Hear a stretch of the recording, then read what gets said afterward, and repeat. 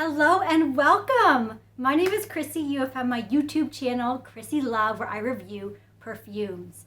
New perfumes, old perfumes, affordable perfumes, niche perfumes, designer perfumes, celebrity perfumes, anything you can imagine, I love to do. And today I am super excited because I am reviewing 4 perfumes from the Van Cleef Arpels collection Extraordinaire. And extraordinaire it is, I promise you. So let's jump right in.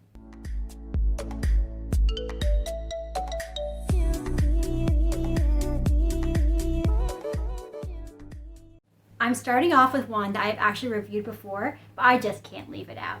And it is Orchidee Vanille.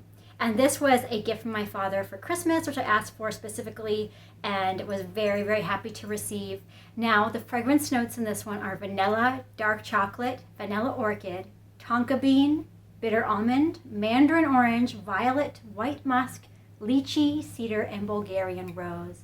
And this is really a milk chocolate vanilla with some florals.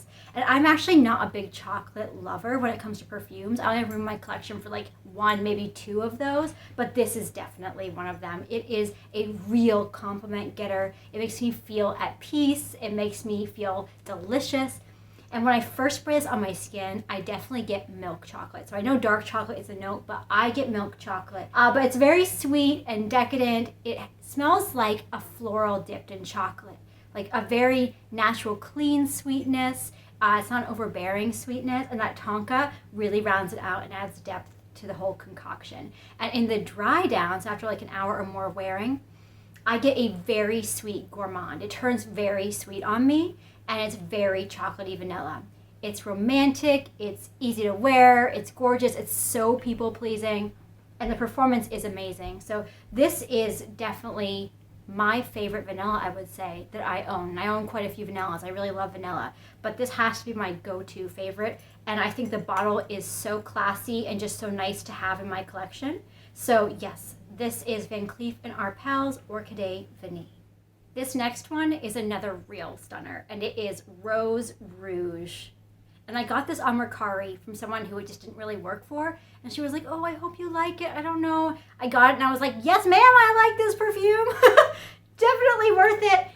So the top notes are black currant, pink pepper, and bergamot. The middle notes are rose, raspberry, and vetiver, and the base notes are cacao pod, vanilla, patchouli, benzoin, vetiver, and musk.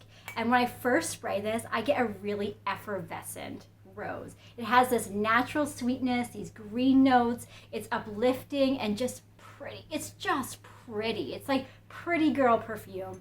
And then the dry down, I get a realistic rose. So it doesn't have as much of that green note anymore, which is nice because I can't stand green notes. But still very effervescent. It still has this beautiful natural sweetness. It actually reminds me a bit of Rose's Vanille, and I'll show a picture of that up here. But it really is a gourmand rose. And I'm all about gourmands, and if I'm gonna have a rose, it has to be gourmand because usually I don't love rose scents. They're usually a bit prickly on me. Oh, that's my cat coming in the door. But this is really a candied rose. It smells like a candied rose sitting in a glass of champagne. Like, it's not just decadent. It is. It's amazing. It's vibrant and pretty and classy and happy and well blended, and I just love it. Performance-wise, it's really good. It really sticks with me all day. The projection really comes around me all day in my clothing. When I wear this, I just feel so classy and pretty and put together. So this is Rose Rouge. The next one I have here is California Reverie, and I have a little mini of it. I mean, so cute. The label is slightly off, but that's okay. So the top notes are neroli and mandarin orange. The middle notes are jasmine sambac and frangipani, and the base notes are beeswax and vanilla. And when I first put this on my skin, I actually get a bright white floral that I interpreted as tuberose. So I tried this on without knowing what the notes were, so it must have been the jasmine, but it smelled like tuberose to me. So it was very fresh and realistic, very floral, and no sweetness. Now in the dry down, I still get those white florals, but I get a little bit of like what I thought was vetiver, so a little bit of greenness and brightness. It is fresh and light. It smells a little bit herbal. And maybe that's that beeswax coming in, but it smells overall in the dry down like a herbal floral scent that's very fresh, very natural, very earthy, very, natural and back to nature. It feels like walking through a garden or something. There really isn't much sweetness. There's definitely no sweetness from that vanilla or beeswax that I get, and my skin usually pulls out sweet, and I'm not pulling it out in this one. So I would say this is more of like a floral freshie, but it is very well blended. It smells delicious. It does smell like something that a classy lady would wear. This is actually quite work appropriate. I think it walks that line very nicely between romantic and work appropriate. And the performance is fantastic. It really sticks to my skin. So I don't have a lot of room in my collection for florals because I'm really a gourmand lover, but this is one I'm going to keep trying out. And there's like a 50-50 chance that I'm going to buy a full-size bottle of this because as far as florals go, it is absolutely gorgeous. And that is California Reverie. I also got myself a mini bottle of Ambre Imperial.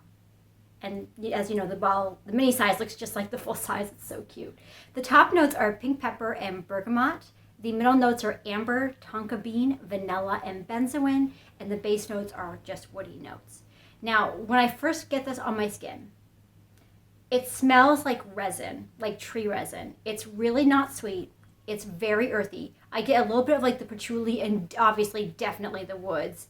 But it's not that like sweet syrupy amber that I'm used to with ambers, which I think that when you get that, it's more of like an interpretation and like a creative approach to amber. Amber itself is a resin and it doesn't actually smell like, sweet syrupiness, right? I'm sure it does smell a lot like what this does. This is almost masculine. It's kind of like cologne-like in that way because it's really not sweet. But in the dry down, it does sweeten up a little bit on my skin, which is lovely. It's still like a resinous amber for sure, but it's elevated, it's classy. You can tell it has really high quality ingredients. It smells complex and well blended. It's very unisex, but it does sweeten up a little bit, which is great. Now, the only issue is that performance is pretty bad on this.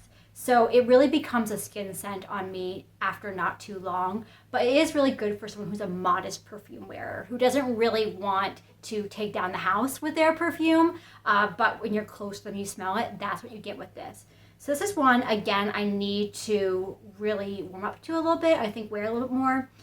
This is a really nice androgynous unisex scent, so I think there's room in my collection for like one or two of those maybe. So this is what I would definitely consider for that. And that is Ambre Imperial. So that is my review of 4 of the perfumes from the Van Cleef & Arpels collection Extraordinaire. And I hope you enjoyed it. Let me know what you think of these perfumes, if you like any of them or have tried any of them.